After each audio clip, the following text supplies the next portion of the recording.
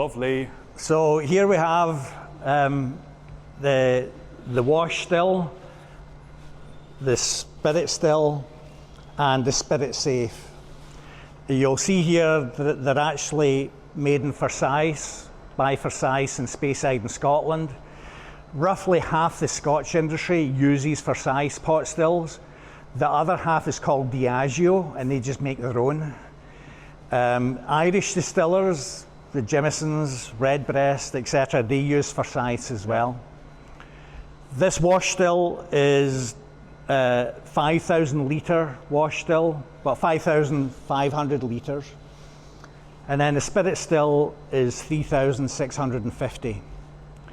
So looking at these, they look similar in scale to most Scotch distilleries. Talking about best practices brought over from Scotland by Jim Swan, Jim worked in what's now called the Scotch Whisky Research Institute. And that was internally funded by the Scotch industry. That meant he went to every Scotch distillery across the whole country. And with a PhD chemist's mindset, he was watching what he thought might be best practices at all the different distilleries and how they changed or informed the spirit quality. Then when he went independent as a consultant, he brought those best practices together, tried them out with a few other distilleries, independent distilleries. We were his second last project. So Jim was at the peak of his career when he came here. And so some of the switch up to Scotch best practices, still a traditional method, is that we take about 50% longer in both of these pot stills. That means that the volatiles, your fruity esters, etc., the alcohol, they're rising much slower than normal, 50% slower, and that gives us a lot more copper contact. More copper contact gives you super fruitiness. That's a house style for our whiskies. Every one of our whiskies, super fruity. Also makes the spirit more refined or smoother. When I say smooth as a Scotsman, I mean the opposite of hot and spicy. It's smooth and creamy, right? And so that's a critical role for the copper, is to make this spirit nice and smooth and refined, but to build up the fruity esters. Okay. So 50% longer.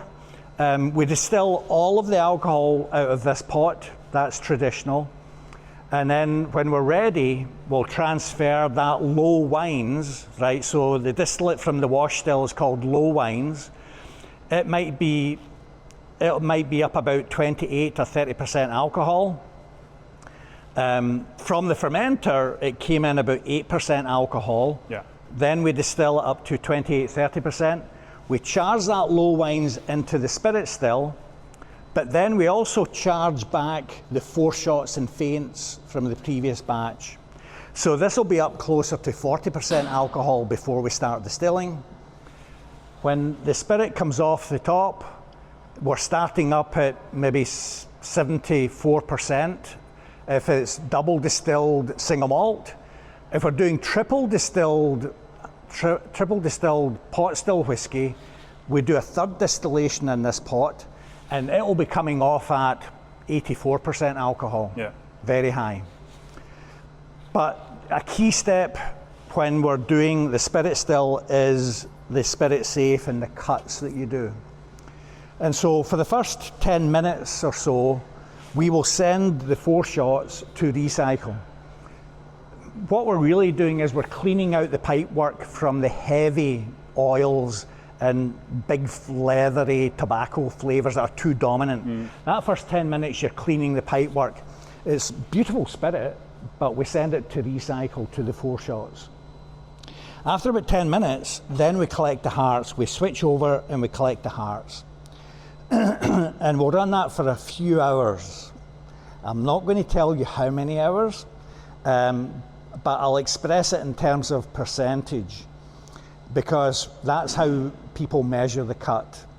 So an average cut in Scotland that Diageo typically would do, the spirit will start to collect up about 72, 73%. We start collecting.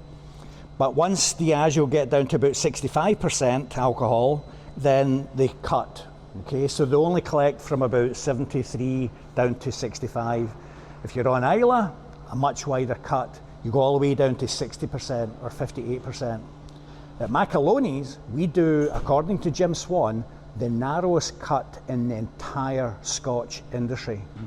So that means then that when we start collecting at 73%, 74%, we stop collecting at a secret percentage.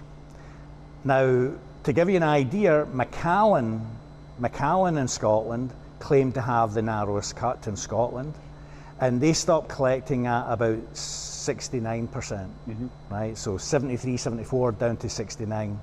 That's the narrowest cut in Scotland. Jim Swan says we have the narrowest cut, right?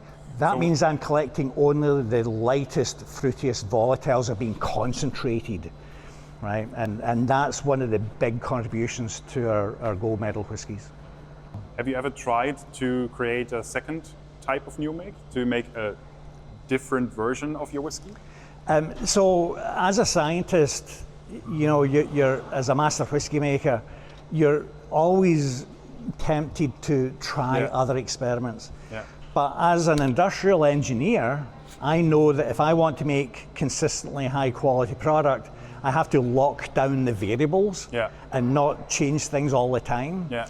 And so where I choose to change things is the 3 spirit types of triple distilled, pot still, single malt, PD single malt, and then with a very active wood program, we have a great selection of casks.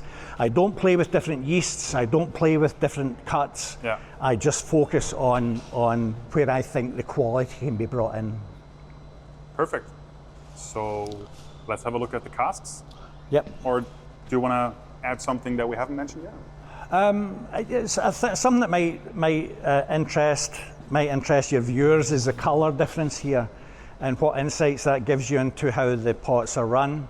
What you'll notice then is the pot here has a bronze colour, but it's got a lacquer on it, right? A shiny lacquer that darkened to a bronze colour because originally all of this copper was that colour, okay? But when this got hot, the colour darkened. That tells you and your viewers that this stayed cold. This has never ever gotten hot. And that tells you we're running a really good process because we've got the hot vapors rising up the neck over the line arm, and when it comes into the condenser, it never gets hot. If this changes colour, you go into another distillery and that has changed colour, you know they're running a hot process, which means the spirit will probably be spicy and hot. So that's a little inside distiller scoop. Yeah.